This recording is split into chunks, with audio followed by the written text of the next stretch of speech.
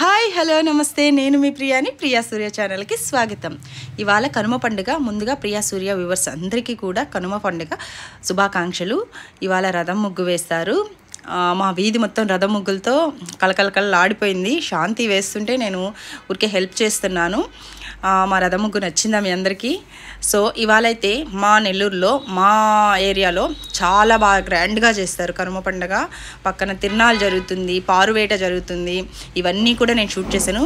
ఒక వీడియో సరిపోదు. మా ఇంటికి మంగళమేళం వాళ్ళు వస్తారు ఆనవాయితీగా ప్రతి సంవత్సరం కనుమ రోజు. వాళ్ళకి అమ్మ చేసిన స్వీట్స్ దక్షిణ ఇచ్చి వాళ్ళని గౌరవిస్తారు అన్నమాట. మంగళమేళం ఇంట్లో మోగడం అనేది చాలా మంగళకరమైన విషయం కదా. ప్రతి సంవత్సరం జరుగుతుంది. ప్రతి ఒక్కరింటికి పోరు వీళ్ళు. మా ఏరియాలో అయితే అసలు ఎవరింటికి పోరు, మా ఇంటికి మాత్రమే వస్తారు. చూడండి, ఇవన్నీ చాలా ఉన్నాయి విశేషాలు ఈ వీడియోలో చూడండి.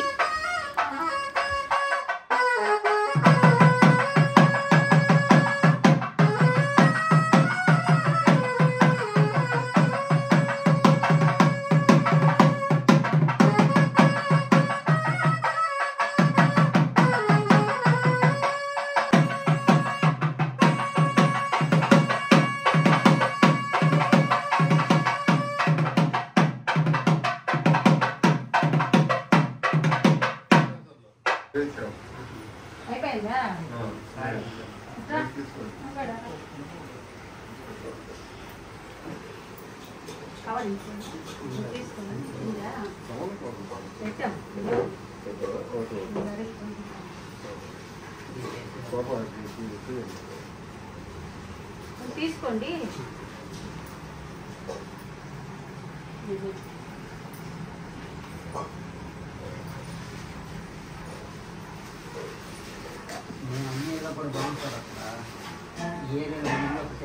అదే మనకి మొదటి నుంచి అలవాటు కదా.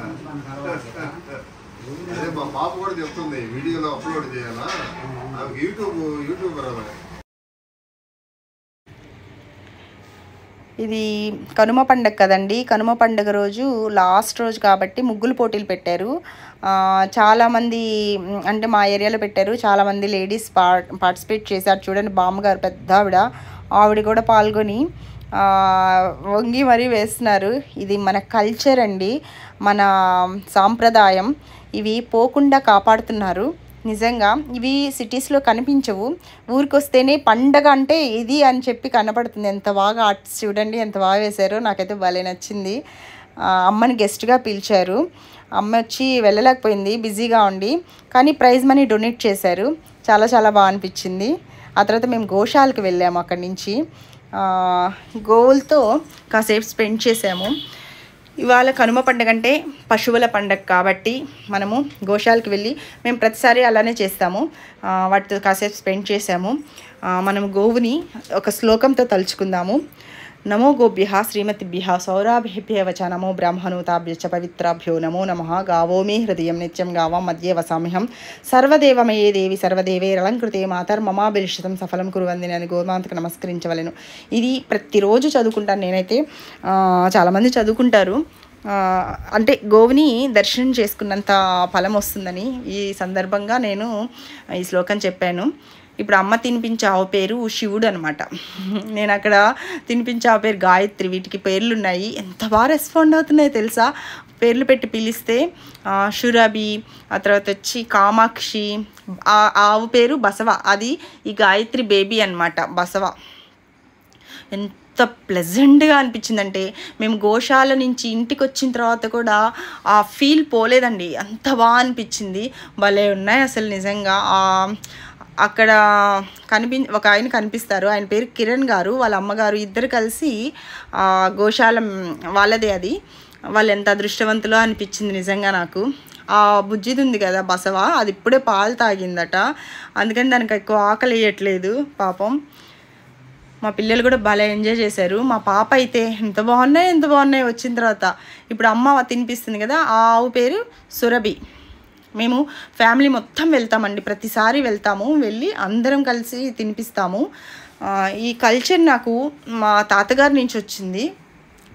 శివరామయ్య గారు నానమ్మ వచ్చి ఆదిలక్ష్మమ్మ గారు.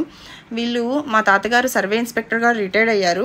రిటైర్డ్ అయిన తర్వాత వాళ్ళు ఆవులు తక్కువే కానీ గేదెలు అవి ఉండేవి, తీసుకొచ్చుకొని వాటిని పెంచేవాళ్ళు. అప్పుడు తాతయ్య వాటి కొమ్ములకి కలర్స్ వేసి ఇస్తర్లో వండిన పదార్థాలన్నీ పెట్టి చాలా ప్రేమగా తినిపించేవారు. నా చిన్నప్పుడు ఇవి చాలా చాలా జ్ఞాపకాలు ఉన్నాయి. నాకు మా తాతయ్య నాయనమ్మ అంటే ఎంతో ఇష్టం. అసలు ఈ సందర్భంగా నేను వాళ్ళని ఎక్కువ తలుచుకుంటున్నాను. వాళ్ళ నుంచి వచ్చిన సాంప్రదాయం నాకైతే ఇది వదిలిపెట్టను నేను.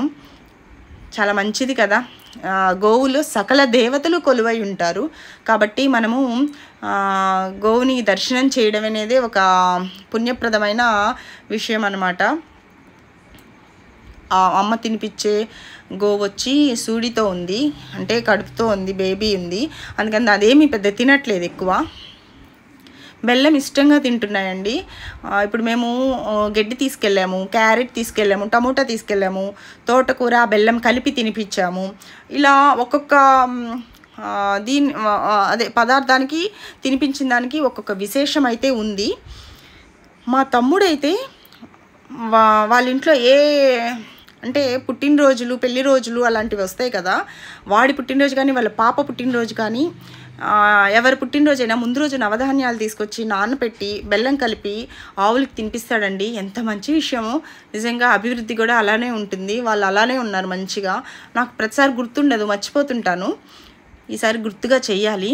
మీకు ఈ విషయం తెలియకపోతే మీరు చేయండి, మంచి విషయమే కదా.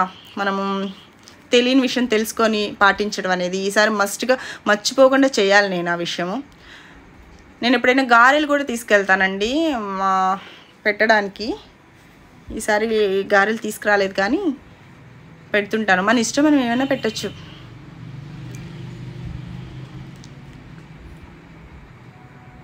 చాలా బాగుంది కదా.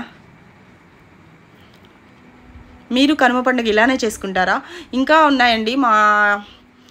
మా ఏరియాలో చాలా గ్రాండ్గా చేస్తారు అని చెప్పాను కదా. కనుమ పండుగ, తిరునాళ్ళ అవన్నీ ఇందులో కలిపి పెట్టాలంటే చాలా లెంతీ వీడియో అయిపోతుంది అనేసి నేను సెకండ్ పార్ట్ కింద చేద్దాం అనుకుంటున్నాను. ఆ వీడియో కూడా చూడండి ఎంత బాగున్నాయో. మా బాబు అయితే ఆ గాయత్రి అనే ఆవు దగ్గర నుంచి అసలు రాలేదు. నాన్నకు కూడా చాలా చాలా ఇష్టం ఆవులు. మా మమ్మీ వాళ్ళు ఆల్రెడీ ఆవుని తీసుకున్నారు కానీ వాళ్ళు మెయింటైన్ చేయలేక, అంటే తోటలో పెట్టారు, అక్కడ పశువుల కాడ అతను సరిగా మెయింటైన్ చేయలేక వాళ్ళు వేరే బ్రాహ్మడికి దానం చేసేసారు. ఇంకా అలాగా అది బొజ్జునిండే పాలు తాగేది తినట్లేదు మా చింటూ పెడుతుంటే. ఈ గాయత్రి అనే ఆవు భలే నచ్చింది వాడికి. అసలు వదిలి రాలేదు వాడు. ఏంటో కొంచెం అదిగోండి, పిల్లలకి అలవాటు చేయాలండి మనం ఇలాంటివి. నిజంగా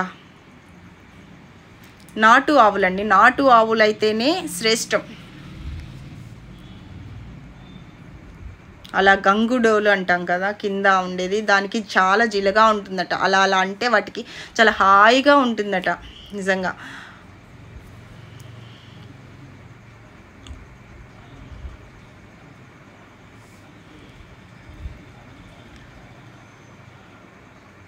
నేను ఇది లెంతీ వీడియో అయినా కూడా స్కిప్ చేయకుండా, కట్ చేయకుండా ఎందుకు పెట్టానంటే నాకు కట్ చేయాలనిపించలేదండి. అంతా కూడా చూసుకో ఎప్పుడైనా అంత ఈ మెమరీగా ఉండిపోతుంది అనేసి నేను అలాగే పోస్ట్ చేస్తున్నాను.